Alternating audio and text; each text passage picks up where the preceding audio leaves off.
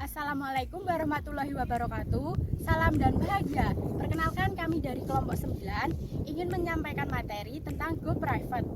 Nah, sebelum masuk ke materi Go Private, kita akan memperkenalkan diri terlebih dahulu. Dimulai dari saya sendiri Astri Pramistia, NIM 2018008476. Kemudian teman saya. Halo, perkenalkan nama saya Betty Novian, NIM saya 2018008454. Saya memegang materi di bagian dasar yang mengendasari hukum Go Private. Selanjutnya ada teman saya Agri Ristia, silakan Agri.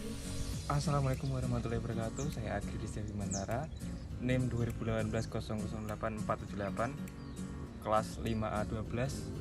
Itu tadi perkenalan kelompok dari kelompok kami. Selanjutnya, materi yang pertama akan saya sampaikan terlebih dahulu. Jadi, Go Private itu merupakan kebalikan dari Go Public. Jika Go Public itu suatu perusahaan yang menjual sahamnya kepada publik dan perusahaan itu menjadi perusahaan terbuka, sedangkan Go Private itu suatu perusahaan terbuka yang menjadi perusahaan tertutup. Go Private artinya perusahaan yang sahamnya dimiliki oleh publik yang berubah menjadi tertutup dan hanya dimiliki oleh segelintir pemegang saham saja. Setelah mengikuti aturan main, setiap perusahaan berhak untuk go public. Nah, selain itu, perusahaan itu juga dapat kembali membeli saham di masyarakat. Hal itu merupakan prinsip dasar dari sistem ekonomi pasar yang telah dianut dan berlaku di pasar modal yang telah maju. Kepentingan keterbukaan budaya ini merupakan hal yang sangat mendasar. Nah, keterbukaan itu yang dimaksud tidak hanya dalam keterbukaan di bidang politik, tetapi juga keterbukaan di bidang lainnya. Termasuk salah satunya yaitu keterbukaan di bidang ekonomi. Keterbukaan ekonomi khususnya yang berhubungan dengan keuangan yaitu merupakan prinsip yang paling mendasar dan mau tidak mau harus melakukan keterbukaan ini. Tanpa disadari, perkembangan pasar modal ini telah memberikan efek baik bagi para pelaku bisnis. Perubahan tersebut mencakup dalam keberhasilan dalam penerapan finansial teknologi, SDM keuangan, dan lain-lain. Dalam kemajuan ini ada ide untuk melakukan Go Private bagi perusahaan yang telah Go Public. Nah, itu tadi beberapa materi yang dapat saya sampaikan. Kemudian materi selanjutnya akan disampaikan oleh teman saya. Terima kasih. Baik, saya akan melanjutkan di bagian dasar hukum Go Private. Sampai saat ini belum ada peraturan mengenai Go Private. Jadi selama ini Go Private menggunakan peraturan mengenai benturan kepentingan dan penawaran tender. Keduanya meliputi Bapepam dan peraturan yang dikeluarkan Bursa Efek Jakarta. Private juga menggunakan Undang-Undang Nomor 40 Tahun 2007 tentang perseroan terbatas dan Undang-Undang Nomor 8 Tahun 1995 tentang pasar modal.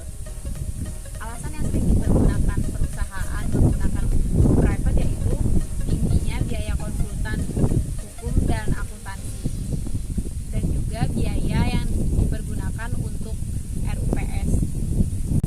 Selain itu, kewajiban perusahaan mengenai peraturan yang dikeluarkan pasar modal serta pelayanan terhadap analisis surat berharga.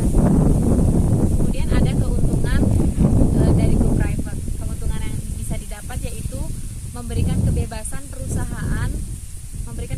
perusahaan untuk mengurus perusahaannya sendiri.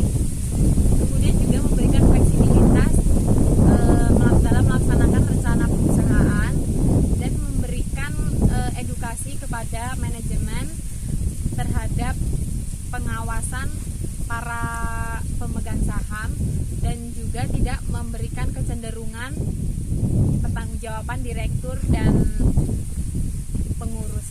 Itu saja yang dapat saya sampaikan, akan dilanjutkan oleh Agri. Ingin menjelaskan tentang peranan penilaian apresial dan pelaksanaan grup Go Private. Nah, di sini perusahaan penilai apresiasi company atau usaha jasa penilai di Indonesia merupakan bentuk yang masih relatif baru, sehingga badan usaha ini belum diatur secara khusus. Di samping itu juga badan usaha ini belum banyak dikenal masyarakat, kecuali masyarakat pengusaha ini pun terbatas pada pengusaha di golongan tertentu saja, sehingga banyak kalangan yang belum mengerti apa yang dimaksud usaha jasa penilai. Secara umum, kata penilaian berasal dari kata nilai, price, value, harga dalam arti taksiran. Penilaian appraiser yaitu orang yang melakukan penilaian yang disebut juru taksir. Kemudian kata penilaian yang dalam bahasa Inggris appraisal mempunyai arti penilaian, penaksiran, pengharapan.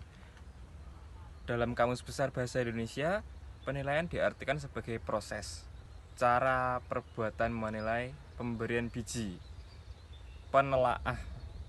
Penilaian adalah proses pekerjaan seseorang penilai dalam memberikan suatu estimasi dan pendapat atas nilai analisis suatu harta, baik berwujud maupun tidak berwujud, berdasarkan fakta-fakta yang objektif dan relevan dengan menggunakan metode-metode dan prinsip-prinsip penilaian yang berlaku. Sekian penjelasan dari saya. Terima kasih sudah mendengarkan. Assalamualaikum warahmatullahi wabarakatuh. Dan jangan lupa pakai masker.